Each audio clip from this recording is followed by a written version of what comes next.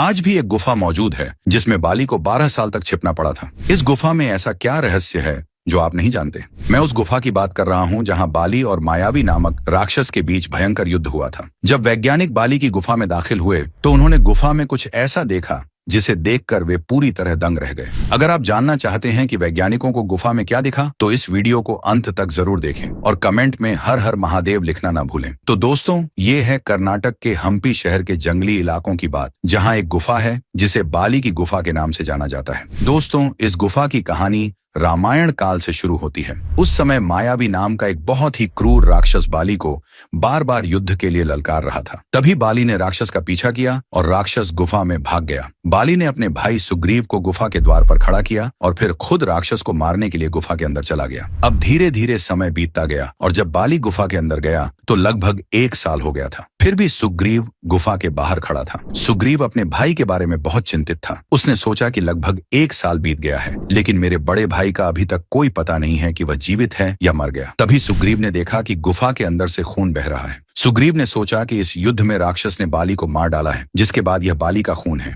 इसलिए उसने एक बहुत बड़ा पत्थर उठाया और गुफा के किनारे रख दिया, क्योंकि उसे लगता था कि अगर राक्षस इस गुफा से बाहर आ गया तो वह गांव वालों को मार डालेगा। लेकिन सुग्रीव को इस बात का जरा भी अंदाजा नहीं था कि इस युद्ध में बाली नहीं बल्कि राक्षस मारा गया था। दरअसल गुफा इतनी लंबी थी कि बाली को राक्षस को ढूंढने में लगभग 1 साल लग गया था, और जब बाली को 1 साल बाद वह राक्षस मिला तो उसने उसे मार डाला। लेकिन जब बाली गुफा के द्वार पर पहुंचा तो एक बहुत बड़ा पत्थर देखकर हैरान रह गया। उसने सोचा कि सुग्रीव ने जानबूझकर यह पत्थर रखा है ताकि मैं यहाँ से बाहर न निकल सकूं और मेरी अनुपस्थिति में सुग्रीव राजा बन जाता है। तब बाली ने बहुत प्रयास करके अपने रास्ते से पत्थर हटा दिया, और जब पत्थर हट गया तो बाली तुरंत किष्किंधा पहुंचा और अपने भाई सुग्रीव को उसकी नगरी से बाहर निकाल दिया। आज बाली की गुफा कर्नाटक के हम्पी शहर के जंगली इलाकों में मौजूद है। जब वैज्ञानिकों को इस गुफा के बारे में पता चला तो वे तुरंत शोध के लिए इस गुफा में पहुंच गए। जब वैज्ञानिक गुफा के अंदर पहुंचे तो उन्हें अंदाजा भी नहीं था कि यह गुफा कितनी लंबी है। जब उन्हें धीरे धीरे एहसास हुआ कि यह गुफा काफी लंबी है तो वे फिर बाहर आ गए,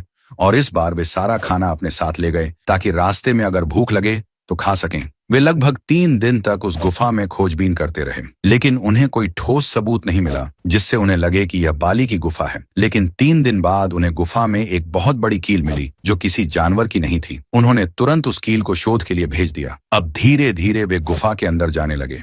जब वे गुफा के अंदर पहुंचे तो उन्होंने कुछ ऐसा देखा जिसे देखकर पूरी टीम दंग रह गई। दरअसल गुफा की दीवारों पर एक अलग भाषा में कुछ लिखा हुआ था जिसे कोई समझ नहीं पा रहा था, लेकिन वैज्ञानिकों ने काफी खोजबीन के बाद पाया कि यह भाषा आज की नहीं बल्कि लगभग 5000 से 6000 साल पुरानी थी। उन्होंने यह भी पता लगाया कि बंदर नाम की एक प्रजाति बहुत पहले से मौजूद थी। आपस में बातचीत करने के लिए इनका शरीर तो बिल्कुल इंसानों जैसा होता था, लेकिन चेहरा बंदरों जैसा होता था। अब उस गुफा में मिले कील पर भी शोध हो चुका था। शोध के बाद उन्हें पता चला कि ये नाखून किसी साधारण इंसान के नाखून नहीं हैं, न ही किसी जानवर के। दरअसल ये नाखून उस जादुई राक्षस के नाखून हैं जो बाली से युद्ध कर रहा था।